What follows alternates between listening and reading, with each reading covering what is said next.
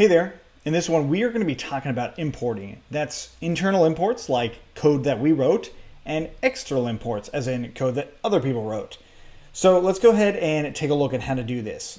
Opening up our project in VS Code, I see that I still have day 7 there. I'm going to go ahead and drag this over, hold down the Option key or Alt if you're on Windows, and release it to copy this. And then I'm just going to go ahead and rename this, of course, to day 8.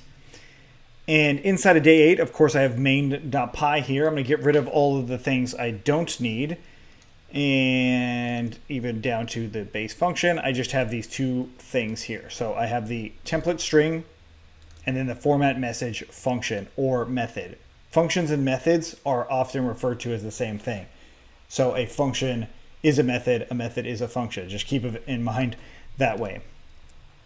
So now that we've got this format message, we take a look at the name of this module, main.py. This is probably not the greatest name for this module. We should probably name it something different that's more fitting to what the module can do, right? So the module can format a message, so why don't we change it to something different, such as formatting. Like this is the formatting module, okay? And I'm going to make another module called send.py. So in here, I'm going to define a function called send or sender, either one. And I'm just going to pass in, let's say, for instance, name and website. And then I'm going to return something else. Now, why did I put name and website? Well, if we look in formatting, here are those arguments, my name and my website. So it stands to reason that send would need those things as well, right? So if I'm going to be sending a message to this person, it makes sense that I need their name to format the message for them. But how do I actually use this function, format message, inside of send.py? Now, there's a number of ways to do this, but as our project is set up right now, what I have to do is import it from formatting.py. So to do this, we go from formatting, import, and then the name of the item that I want to import, which is format message. Okay, so from whatever the module name is, import whatever the function or class, which we haven't talked about yet, whatever we need to actually import. So this is an internal one. This is one that we created. There is built-in ones from Python, like from date time, import date time. We will actually use that one. But date time is a module that Python has built into it, similar to our formatting module, but we wrote this one, right? Python doesn't know about this unless we bring it in like this. And by default, that's how it works. Some built-in functions actually work in Python all the time. Like we've seen some of them. The actual format function does. str is another one. And then we had, like int makes an integer. We can do all sorts of built-in functions like that you can run in Python. A lot of other ones you actually have to import. Like they aren't accessible by default. You have to import them. Datetime is one of them. So let's take a look at this function real quick by going into our terminal. So into Python 3. We import datetime and we can call datetime.now and that will give me the current time. And it does it by seconds and milliseconds even, right? So we've got year, month, day, hour, minutes, seconds. And this is a 24-hour clock. If you're not familiar with that, that means that there's 24 hours in a day. This is in the afternoon. This is roughly, 3:15? Yeah, so 3:15. There it is. Okay, so that module is built in. Now this formatting one is not quite, but let's keep down this logic here, and let's actually implement the formatting message or format message for this. So I'm going to go ahead and say msg equals to format msg and my name. Look at this code completion here, right? So this is something that's really nice about using VS Code is you don't always have to remember what the arguments are. VS Code will show you what those arguments are and give you options of what you can fill in here. In other words, if you accidentally write name it's not going to give you all of the same formatting options. To see those formatting options, all you have to do is have that parentheses come out, or the argument options, that is, have those parentheses come out and then type what you need. My name equals to name, and my website equals to website, or whatever that argument is right there. Right, and so then from here we'd want to send the message. I'm not going to do that just yet, but I will return this newly formatted message. Realistically, this send function is doing exactly what format message does. It's not any different than that original format message. It's just now in a different location. So let's go ahead and try this out. I'm going to save it. I'm going to exit out of Python in my terminal, and I'm going to clear things out. And then we'll cd into our project. So cd dev, cd 30 days, and then cd day 8. And then now we've got send.py. So I'll do python-i. Remember, this is the interactive version of send.py. So if I do the interactive version, that means that everything that's defined in here I can access inside of the Python shell, such as send. So we called this method send. The module's name is send. The method's name is also send. If I do send and name being Justin and hit enter, it gives me this error. It takes exactly 2 arguments. So positional arguments are not optional. Positional arguments are required. So in this case, I have positional arguments, as in I don't have keyword arguments. So if I said website equals to none, then it's a keyword argument, and now it's no longer required, and you will not see what this error is. But I can just come back in here and say send. It's still at positional arguments, even though I changed it in the code here. I'll explain why in a moment. And then we'll say cfe.sh, hit enter, and what do you know? There is that formatted message. Now all we really need to do is have some sort of actual function that will call and send this message somewhere. We're not going to do that quite yet. But what I wanted to mention was whenever you're in the Python shell, like I am right here, if you change something about this file, you have to exit out of that shell and then re-enter to have those changes actually used. Think of it in terms of like if you write something here and then you exit out, you can no longer just grab whatever that result is, or rather something like this, right? So if I exit out of that and then go back into Python and type out ABC, I can't get that ABC because it's not defined. So that sort of session has been cleared out, which is not any different than when we import those things too, or if we save them. Okay, so now that I've got this, I can, again, do that send call. Let's say send, and this time I can just say Justin, and again, it's saying it takes 2 arguments, so I have a little issue right here. I'll leave that out, and we'll go ahead and exit this again, and let's make sure that we save everything. So File, Save, or Command S, or Control S, depending on if you're on Windows. Let's go back into that, and now I'm just going to ahead and say save Justin, and there it goes, right? And notice that cfe.sh is in there, even though I didn't actually format it, and that's because what I did over here was I set a default value for my website. In send, I also set a default value, but that default value was none.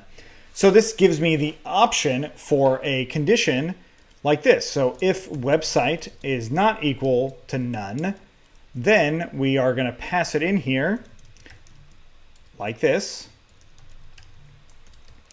Otherwise, msg equals to format message, my name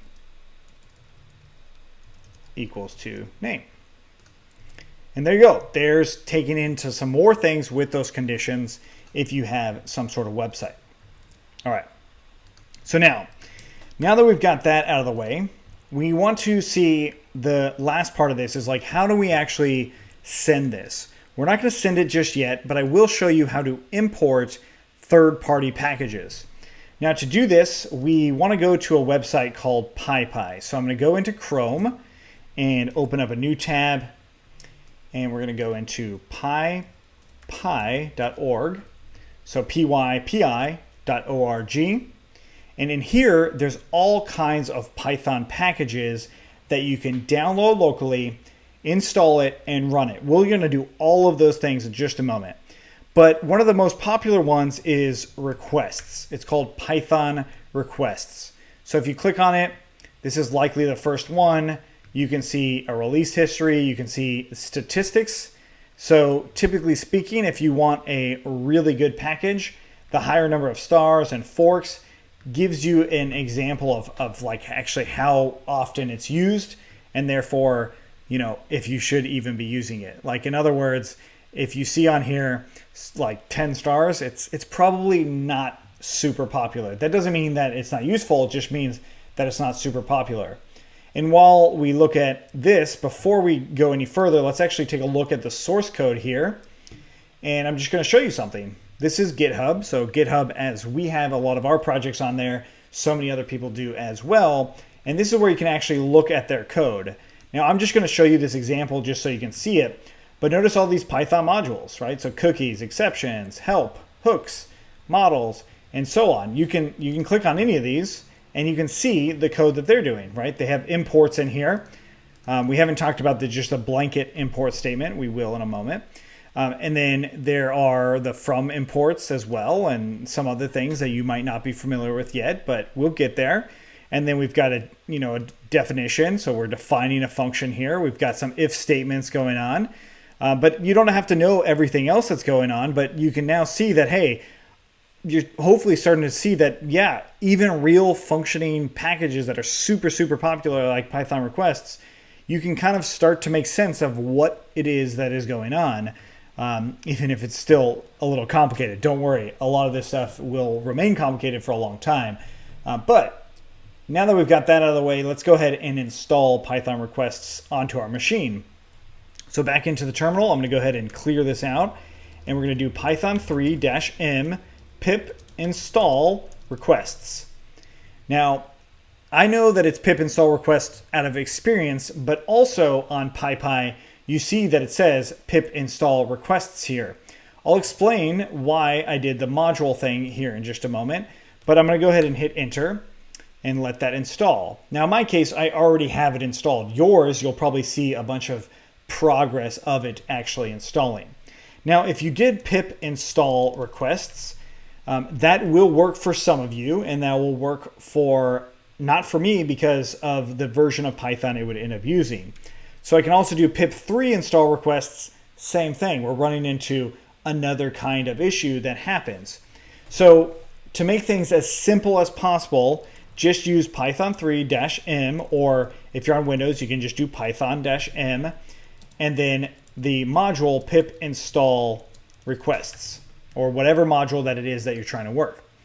Now this actually installs on your entire system, which is not ideal. So you actually want to use something called a virtual environment. I'm not going to cover that right now, but if you go to that in-depth setup that I talked about in day one, you will definitely see how to set up a virtual environment. Now the reason I'm bringing all this stuff up, even if it seems a little complicated or like what the heck for, is because of those different versions of Python. And that's where, as a beginner, it gets awfully frustrating when you try to install something that's just not working the way you want it to. And that's also why I'm bringing it up now, so we can get in the habit of using the best version we can, and we could solve and diagnose issues now versus later when we actually need to use these things. Okay, so with that installed, I'm going to go ahead and clear this out, and we're going to go into Python 3, and now we'll actually use that library that I just installed. I'm actually also going to put a reference in it inside of our project here. But for now, I'm going to go ahead and say import requests, right? Remember how I said there is those import statements? This imports that entire module, so I can run things like request.get. Okay, so this is how you would do a get call. We'll talk about that in a second.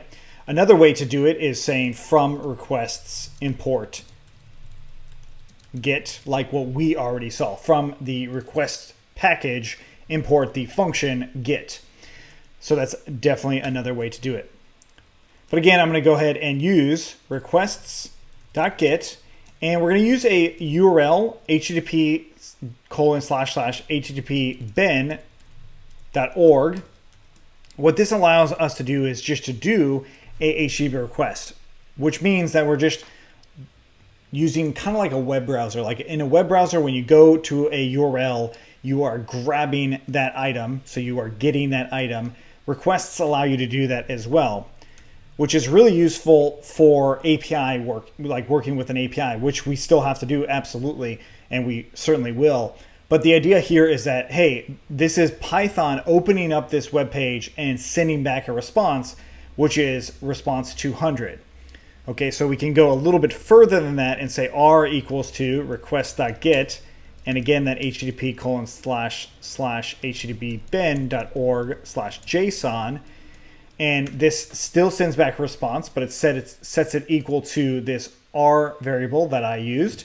But you will see this methodology, or the way I formatted this, quite a bit. And now I can just return what the response is, which is r.json, and that will print out the response, which is just this dictionary, this Python dictionary that allows us to do all sorts of cool things in here. And HTTP bin is just a really easy way to test to make sure that your Python package can actually make a request. So you have connection to the internet and it's able to actually open up this web page and it sends something back. And we can see stuff like r.status code, as in like, hey, this was a HTTP 200, which means it was a successful request. Now, not to worry if you're like a little confused as to all of these things. We will absolutely use requests more in the future. But the idea here is that now we understand I can import different Python modules into my project as well. So let's go ahead and just see that inside of this send method. So what I'm going to do then is I'm going to say import requests at the very top. And then down here in this quote unquote send message, I'll say r equals to requests.get that http://http bin.org/json. And then I'm just going to return r.json. And I'll only do that if r.status code equals to 200. Otherwise, I will return there was an error. Okay. And let's go ahead and try this out. So let's going into our Python shell. I'm going to exit out of everything. I'm going to clear it all out. Let's make sure that I do have send.py in here. So I'll do Python 3-i send.py. And then we'll go ahead and run send with the name of Justin being passed into it. I hit enter. And we've got response object has no attribute status. I made a slight little mistake, and this should be status_code. All of that would be cleared up if I went to the request documentation. Again, don't worry too much about that right now. Now that we've solved that, let's save it and go back into our shell and try that one more time. I'm going to press up a couple times, and there we go. And what do you know? It actually is sending us back that original response that we saw from HTTP bin. It has nothing to do with our message, but rather everything to do with this portion right here. Right? So if I said that it's, let's say, not equal to 200 here, now what I'll see is an error. So it should actually give me an error. Let's go ahead and exit out of here, run send again, press up a couple times, hit send, and now it says there was an error. So if for some reason I couldn't reach HTTP bin, like if that server was down or something like that, then it would actually return this error. And that was just a quick and easy way to test that. So now, what if I wanted to run this method automatically? Like when I ran Python send.py, how do I actually automatically run this? Right. Well, one way to do it is just to write send in here and actually call it something like this, send Justin, and then going back into our terminal, we could type out, Python 3 send.py, and that will actually run off of whatever this result is. So I could say response equals to that, and let's go ahead and print out that response. Okay, and we can also add something else in here saying verbose equaling to false. The reason I say this argument is just to say if verbose, then we'll go ahead and print name and website. All right, so we can see what the actual arguments are. This is a very clean way to actually printing things out versus just printing them out by default. So I'll go ahead and say verbose equals to true here now. Okay, so it should print the name, website, as well as the response with these two lines here. So we save it, Command S or Control S, going back into the terminal, press up and enter, and we get the arguments that are coming through and then the response. Okay, well, this is actually not a Pythonic way to do it. Instead, what you would need to do is use the if __ main like this. Okay, so VS Code did this for me. It actually created this, but by and large, whenever you need to call a function by default on any given Python module, this is what you'll do, is you'll just move this out of here and put it in here. Now, part of the reason that we do it this way is so if we need to import something from this module, it doesn't automatically call those things. In other words, if in formatting.py, I was calling format message in here, just like this, every time I imported it, it would call that function as well. So adding the if __, so there's two underscores there, adding the if __ name __ equals to this, if that is added to it, then it will actually only call it when it's called as a module itself. So if I run that again, the exact same result happens, but it happens in a way that's much more Pythonic than what I was doing. So we can actually go one step further and actually add in an argument here for this. So what I'm going to do is import something called sys, import sys. So we want the arguments or everything that's coming through on this command line, right? So a lot of times you'll see in command lines, you'll see all of these different arguments that you can pass in here. Now I'm doing an absolute basic version of that. But when I do it here, it actually doesn't create any arguments or show any arguments. So let's go back into our send.py here and look at the arguments that do come through. So that's real simple. We just print out sys dot, and let me just remove some of this, sys dot argv. Okay, so this is saying, hey, system, what are the arguments that you're passing through? So if I press up again, it prints out all of those arguments. Notice that it's printing out 4 of them. So it prints out the actual module itself and then everything thereafter. So what we can do with this then is say, hey, whatever that first argument is, let's go ahead and grab that one. So in other words, I'm going to go ahead and say name equals to unknown by default, right? So unknown. Let's spell it correctly. And we'll say if sys.argv is greater than 1, so if the length of it is greater than 1, rather. So remember, sys.argv is a list, so getting the length of the list will count the number of items that are in the list, and send.py is the first argument, so it will count that as one of them, and therefore we need to grab anything greater than that. Then we'll just go ahead and say the name is equal to that second argument, which is that position 1, right? So it starts at 0, so the second one would be 0, 1, therefore sysarg1. And now we can actually pass this name in here, save that, and this time it'll print out the args sys.argvar and then also the response. And then since we have it verbose, it's also going to print out the name and website. So the final thing here is if I run this again with all that gibberish, it says ABC is now the name, there's no website being passed, and this is the response. So a lot closer to a functional Python application. Granted, we still need to send this message somewhere or have it actually work somehow, but we have a lot of the bones done from it. Now that we understand functions and importing, we are like really close to having a really functioning application that maybe sends email or text messages, which I think is really, really cool. So if you have questions on this, I realize that we jumped around a good amount. But a lot of the concepts in here are just building off of what we've done, with the exception of importing requests. That one we're going to go in a lot more detail and use it a lot more throughout the rest of this series. So that's it for day 8. We will see you in day 9.